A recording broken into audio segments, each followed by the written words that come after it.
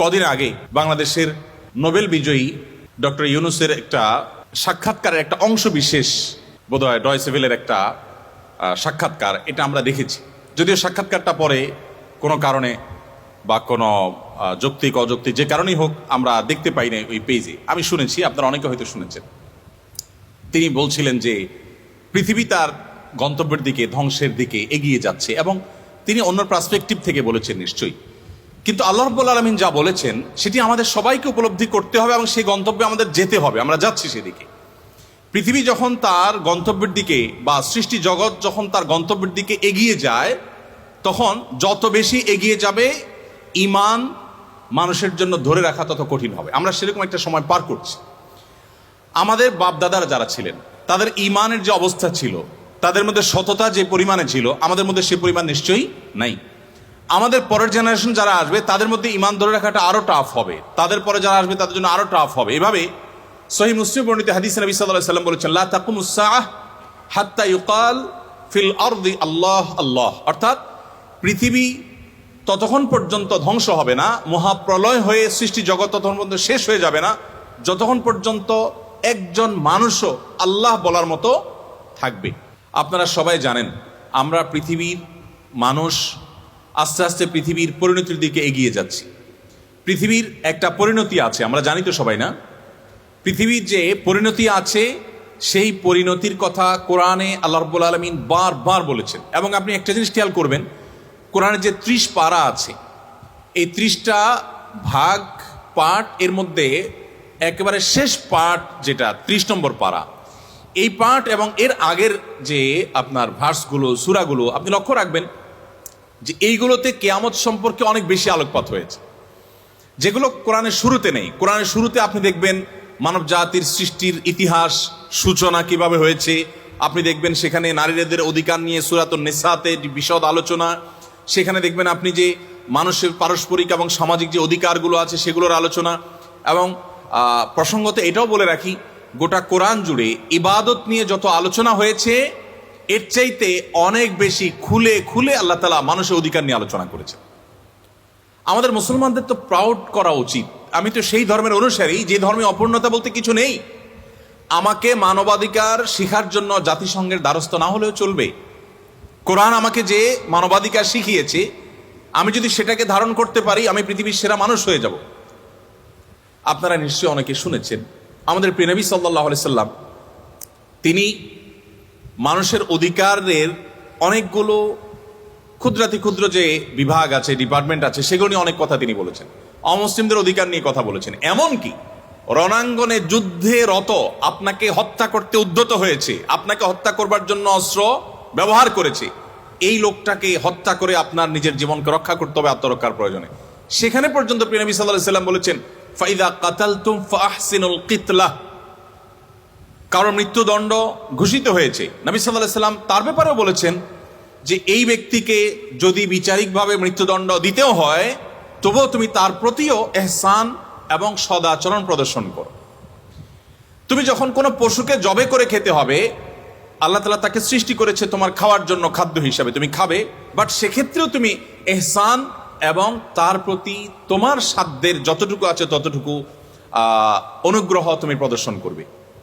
আপনি বলুন যে পশু আপনি জবে করে খেয়ে ফেলবেন, এই জবে করার ক্ষেত্রে পর্যন্ত কিভাবে অনুগ্রহ করবেন সেই শিক্ষা তিনি পর্যন্ত দিয়েছেন। এবং এও বলেছেন তোমাদের ছুরিগুলোকে তোমরা ভালো করে ধার দিয়ে নিবে, যাতে করে ওই পশুর প্রাণ বের হতে অপ্রয়োজনীয় কষ্ট তাকে পোহাতে না হয়।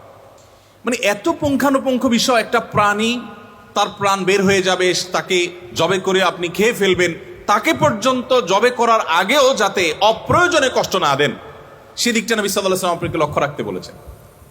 আপনি নিশ্চয় জেনে থাকবেন প্রিয় নবী সাল্লাল্লাহু আলাইহি ওয়াসাল্লাম অপ্রয়োজনে যে বৃক্ষ নিধন হয়ে থাকে, আমরা গাছপালা কেটে থাকি, এ সম্পর্কে তার কঠোর সতর্কবার্তা আছে। তিনি বলেছেন মরুভূমি এলাকাতে বড়ই গাছ জাতীয়, বিশেষ করে মিডল ইস্টে আমি 10 বছর ছিলাম, আপনারা অনেকে মিডল ইস্টে গিয়েছেন, আপনারা জানেন যে সেখানে মরুভূমিতে সাধারণত গাছপালা হয় না। আজকাল তারা সবুজায়ন করছে নানাভাবে, বাট নর্মালি সেখানে সবুজ গাছপালা বা সবুজ আপনার পরিবেশ সেখানে পাওয়া দুষ্কর।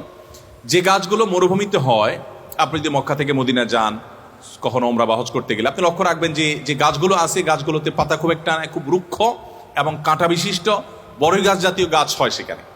প্রিয় নবী সাল্লাল্লাহু আলাইহি ওয়াসাল্লাম সেই কারণে ওই গাছের কথা মেনশন করে বলছেন, এটা যদি কেউ কাটে, অর্থাৎ প্রয়োজন ছাড়া যদি কেউ কাটে, আল্লাহ সুবহানাহু ওয়া তাআলা জাহান্নামের আগুন তার মাথায় নিক্ষেপ করে তাকে শাস্তি দিবেন।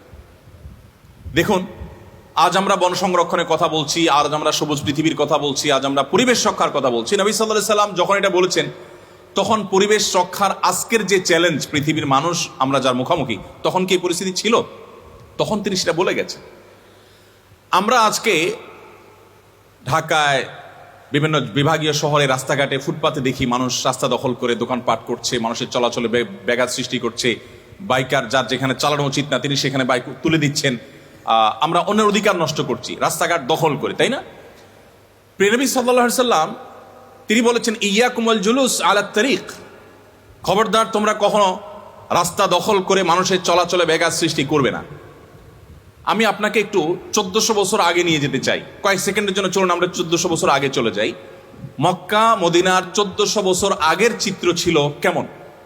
আমরা এক সেকেন্ডের জন্য যদি আমাদের সেই চিত্রটাকে, সেই ছবিটাকে আমাদের স্মৃতিতে আনার চেষ্টা করি, আমরা কি দেখব? আমরা দেখতে পাবো, বিশেষ করে আপনি অনলাইনে মক্কার কাবা শরীফের যে 50 বা 100 বছর আগের যে ছবিগুলো পাওয়া যায়, এগুলো যদি ঘাটেন দেখবেন যে মানুষজন খুব একটা নেই। 50-100 জন মানুষ কাবা তওয়াফ করছে বা 200-500 মানুষ তওয়াফ করছে, এবং দুঃখিত আশপাশে কোনো ভবন তেমন একটা নেই, উঁচু দালান কোঠা নেই, হালকা কিছু মানুষজন আছে।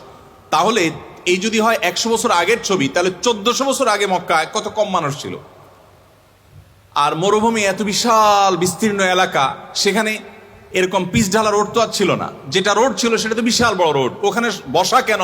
ওই রাস্তায় যদি 2-4-10 জন শুয়েও থাকে তাও তো মানুষের চলতে অসুবিধা হবে না। এত স্পিডে গাড়ি তো ছিল না চলার মতো। তাহলে সেই সময়ের বাস্তবতায় রাস্তা যেন দখল না করে, মানুষের চলাচলে ব্যাঘাত সৃষ্টি না করে, এই কথা তো বলার কোনো প্রয়োজন অনুভব হওয়ার কথা নয় তখনকার বাস্তবতায়।